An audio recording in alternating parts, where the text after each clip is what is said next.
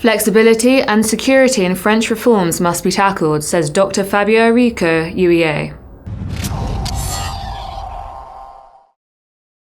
Turkey's unemployment rate is released today, and many are apprehensive about the data released. Last year, Turkey's unemployment rate rose to the highest level since 2010 as employment in construction and agriculture declined. The unemployment rate currently stands at 11.1%. Is this still due to declining industries, or has the refugee crisis taken its toll on Turkey's economy? Turkey experienced unprecedented growth since the early 2000s.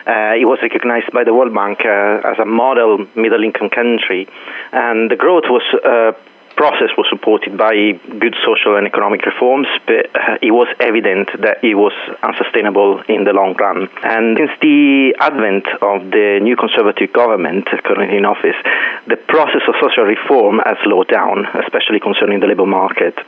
So I will say that the Syrian refugee crisis is just the top of the iceberg. Structural reform still needs to take place to foster growth. There is lack of infrastructures, labor force needs training, and investors, of course, are affected by this uncertainty due both to the internal political situation as well as the Syrian crisis. The US inflation rate is currently below market expectations, while Britain stands at 0.5% and looks set to rise further. Do these economies look set to appreciate further, and how will rising interest rates affect them? Well, that's an interesting question. The Bank of England and the Fed tended to display aligned monetary policy decisions in the past, but this synchrony was broken in the aftermath of the Great Recession, so it's very difficult to predict further realignments in the future. Traditionally, the Fed applies a less transparent way to set its interest rate compared to the Bank of England. Recently, economic data seem to display that inflation is finally picking up in the US, but the signal is not yet coming across loud and clear. I will say that the situation for the UK is even bleaker. Mr. Carney has taken a strong stance on behalf of the Bank of England about the uncertainty caused by the British referendum on Europe membership and the worrying consequences of a Brexit. For this reason alone, I would not expect much of a change in the policy of the Bank of England until after the referendum. An increase in the interest rate will only add further layers of uncertainty to financial markets, which already appear in distress.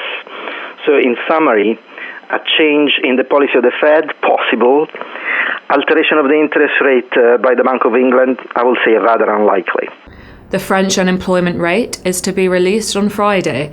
Last week, we saw turbulence on the French streets as President François Hollande pushed labour reforms through Parliament. How do you think France will fare from these reforms, which include making the 35-hour week the average for working hours instead of the limit, and giving employers more flexibility with employees' holiday? Well, the French government is going for another attempt to make its labour market more flexible. And history tells us that this has already proven to be unpopular for many French voters. Generally, I think that the new bill pushed by the government seems to be going in the right direction. It sets a macro framework for negotiation, but it allows for more internal flexibility at firm level. And this is how the German model works, which always stands out as an example for everybody to follow. Now, the big concern is, of course, on the side of social security. And we have seen the experience of other countries like Italy fostering flexibility very efficiently without being able to support that with adequate security measures.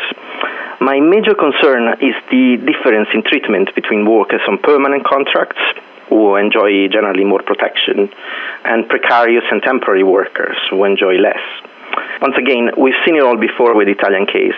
The French reforms will be effective only if they are able to tackle both flexibility and security at the same time. So this is a first step, but rather incomplete one.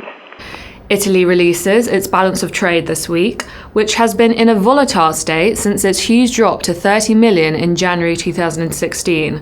How do you see the Italian trade balance recovering?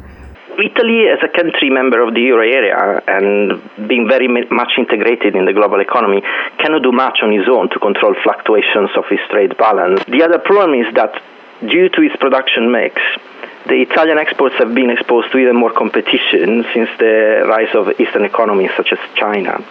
So the only way forward is improving competitiveness, addressing productivity.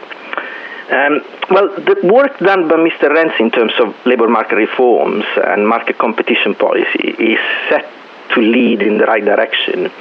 But here we are talking about structural reforms for the long run, which are unlikely to display any significant effect in the short run. Thank you very much to our guest, Dr. Fabio Arico. Thank you for tuning in with me, Lucy Pulverman, and stick with Duke Scopy TV for everything FX.